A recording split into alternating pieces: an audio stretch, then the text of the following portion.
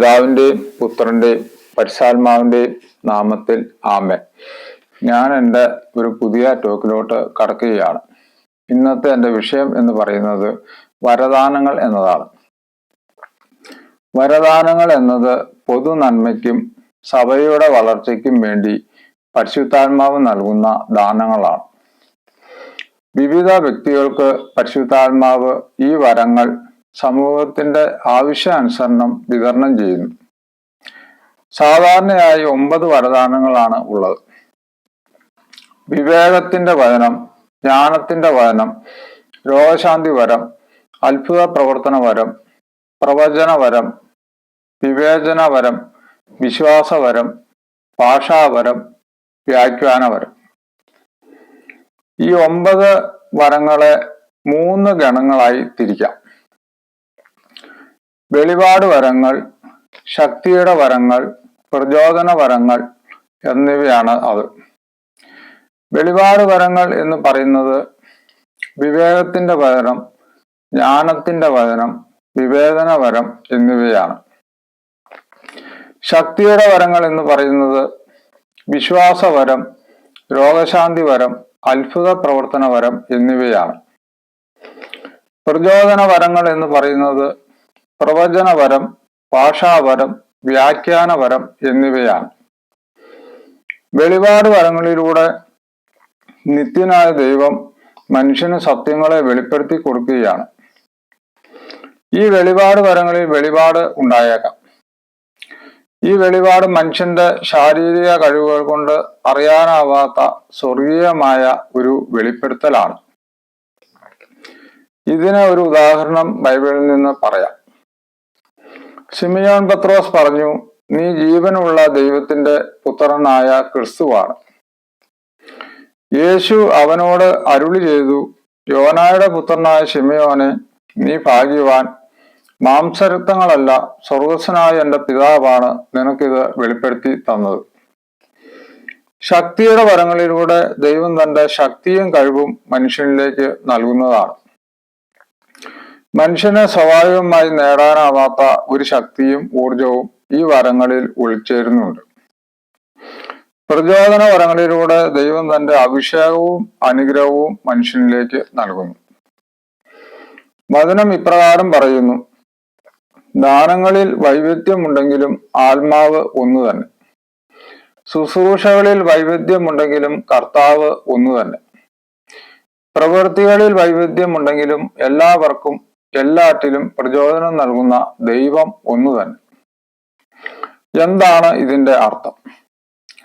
പരിശുദ്ധാത്മാവ് വർഷിക്കുന്ന വരദാനങ്ങൾ പലതെങ്കിലും ദാതാവ് ഒരുവൻ തന്നെയാണ്. ദൈവത്തിന് ഇഷ്ടമുള്ളവർക്ക് ഇഷ്ടമുള്ള വരം ദൈവം തരുന്നു. ചിലരിൽ ഒരുപാട് വരങ്ങൾ കണ്ടേക്കാം, മറ്റു ചിലരിൽ കുറച്ച് വരങ്ങളെ കാണുകയുള്ളൂ. ഇത്രയും നേരം ഞാൻ പറഞ്ഞതിന്റെ രത്നച്ചുരുക്കം ഇതാണ്. ദൈവം തന്നെ ദാനങ്ങളാണ് വരദാനങ്ങൾ എന്ന് പറയുന്നത്. പലർക്കുമുള്ള ഒരു സംശയം എന്ന് പറയുന്നത് വരദാനങ്ങൾ നിന്നുപോയോ എന്നുള്ളതാണ്. അപ്പസ്തോലന്മാരുടെ കാലത്ത് മാത്രമേ വരദാനങ്ങൾ ഉണ്ടായിരുന്നുള്ളൂ, അതോ ഇപ്പോഴും ഉണ്ടോ എന്ന് പലർക്കുമുള്ള ഒരു സംശയമാണ്. ഞാൻ നിസ്സംശയായാലും മറുപടി പറയാം. വരദാനങ്ങൾ അപ്പസ്തോലന്മാരുടെ കാലത്ത് ഉള്ളതുപോലെ തന്നെ ഇപ്പോഴും വരദാനങ്ങൾ ഉണ്ട് എന്ന് ഉറപ്പാണ്. ഞാൻ പല വരദാനങ്ങളിലുള്ള ആളാണ്. എനിക്ക് രോഗശാന്തി വരമുണ്ട്, ദൈവസ്വരം കേൾക്കാനുള്ള വരമുണ്ട്, അതുപോലെ തന്നെ പിശാചിനെ പുറത്താക്കാനുള്ള വരമുണ്ട്. ഇങ്ങനെ പല പല വരങ്ങളിലുള്ള ആളാണ് ഞാൻ.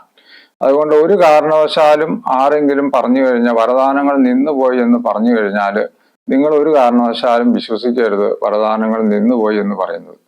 അപ്പസ്തോലന്മാരുടെ കാലത്ത് ഉള്ള പോലെ തന്നെ വരദാനങ്ങൾ ഇപ്പോഴും ഉണ്ട്. അതുപോലെ തന്നെ മറ്റുള്ളവരുടെ ഒരു സംശയമാണ് വിശുദ്ധർക്ക് മാത്രമേ വരദാനങ്ങൾ കിട്ടുകയുള്ളൂ എന്നുള്ളത്. വിശുദ്ധർക്ക് മാത്രമേ അത് കിട്ടുകയുള്ളൂ എന്നുള്ളത് പലരുടെയും ഒരു സംശയമാണ്. എന്നാൽ ഞാൻ നിസ്സംശയാലും മറുപടി പറയാം. വിശുദ്ധിയും വരദാനങ്ങളും തമ്മിൽ യാതൊരു ബന്ധവുമില്ല. വരദാനങ്ങൾ എന്ന് പറയുന്നത് ദൈവത്തിന്റെ ദാനമാണ്. അത് നമ്മുടെ വിശുദ്ധി നോക്കിയൊന്നുമല്ല വരദാനങ്ങൾ ദൈവം തരുന്നത്. ഞാൻ വിശുദ്ധനൊന്നുമല്ല, പക്ഷെ എനിക്ക് ധാരാളം വരദാനങ്ങൾ ദൈവം തന്നിട്ടുണ്ട്. അതുകൊണ്ട് എൻ്റെ അനുഭവത്തിൽ നിന്ന് എനിക്ക് നിസ്സംശയം പറയാൻ പറ്റും, വിശുദ്ധി നോക്കിയൊന്നുമല്ല ദൈവം വരദാനങ്ങൾ തരുന്നത്. പിന്നെ വരദാനങ്ങൾ കിട്ടാൻ നമ്മൾ ചെയ്യേണ്ട ഒരു കാര്യം എന്ന് പറയുന്നത് ദൈവത്തോട് നിരന്തരം പ്രാർത്ഥിക്കുക എന്നുള്ളതാണ്. ദൈവത്തോട് നമുക്ക് വരദാനങ്ങൾ വേണമെന്ന് നമ്മൾ ചിലപ്പോൾ വർഷങ്ങൾ പ്രാർത്ഥിക്കുമ്പോഴായിരിക്കും വരദാനങ്ങൾ ദൈവം തരുന്നത്. പക്ഷെ അങ്ങനെ തന്നു കഴിഞ്ഞ് വരദാനങ്ങൾ കിട്ടിക്കഴിഞ്ഞാൽ അത് നിലനിർത്താൻ നമുക്ക് പ്രാർത്ഥന അത്യന്താപേക്ഷിതമാണ്. നമ്മുടെ എല്ലാ ദിവസവും നന്നായിട്ട് പ്രാർത്ഥിച്ചാൽ മാത്രമേ ഈ വരദാനങ്ങൾ ശരിയായ രീതിയിൽ നമ്മിൽ പ്രകടമാകുകയുള്ളൂ. അതുപോലെ തന്നെ ആ വരദാനങ്ങൾ നിലനിർത്താൻ നമുക്ക് പ്രാർത്ഥന ആവശ്യമാണ്. അതുകൊണ്ട് വരദാനങ്ങൾ ദൈവത്തിന്റെ ദാനമാണെങ്കിലും അത് നിലനിർത്തണമെങ്കിൽ നമ്മുടെ ഭാഗത്തു നിന്നുള്ള പ്രാർത്ഥന വേണം. അതുകൊണ്ട് വരദാനങ്ങളിലുള്ള പലരെയും നിങ്ങൾ കണ്ടിട്ടുണ്ടായിരിക്കും. അവരെയൊക്കെ നിങ്ങൾ എടുത്ത് പഠിച്ചു നോക്കിക്കുക, അവർക്കൊന്നും വിശുദ്ധി വേണമെന്ന് യാതൊരു നിർബന്ധവും ഇല്ല. ദൈവം വരദാനങ്ങൾ തന്നിട്ടുണ്ടെങ്കിൽ വിശുദ്ധി ഇല്ലെങ്കിലും അത് അവരിൽ നിന്ന് ദൈവം എടുത്തു മാറ്റുന്നതായിട്ട് കാണുന്നില്ല. അതുകൊണ്ട് വിശുദ്ധിയിൽ ജീവിച്ചാൽ മാത്രമേ വരദാനങ്ങൾ പ്രകടമാകുകയുള്ളൂ എന്ന് ചോദിച്ചാൽ വിശുദ്ധി ഇല്ലെങ്കിലും വരദാനങ്ങൾ ദൈവം മാറ്റുകയില്ല. ദൈവം ഒരു ദാനം ഒരാൾക്ക് തന്നു കഴിഞ്ഞാൽ സാധാരണ രീതിയിൽ ദൈവം ആ വരദാനങ്ങൾ പിൻവലിക്കുകയില്ല. അതുകൊണ്ട് ദൈവം വിശ്വസ്തനാണ്. നമ്മൾ പാപം ചെയ്ത് അതമ്പതിച്ച് നശിച്ചു പോയാലും ആ വരദാനങ്ങൾ ദൈവം വിശ്വസ്തനായതുകൊണ്ട് ആ വരദാനങ്ങൾ ദൈവം പിൻവലിച്ചു എന്ന് വരികയില്ല.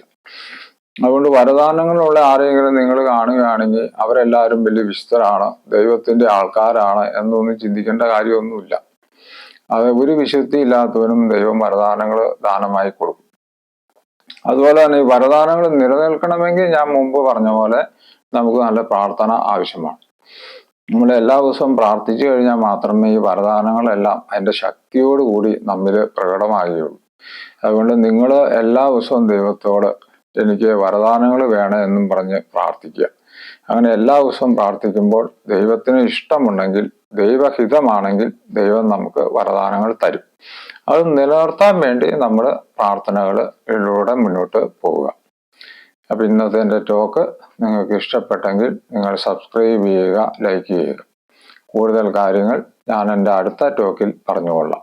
നിങ്ങൾക്ക് ഏവർക്കും എൻ്റെ ഹൃദയം നിറഞ്ഞ നന്ദി, നമസ്കാരം.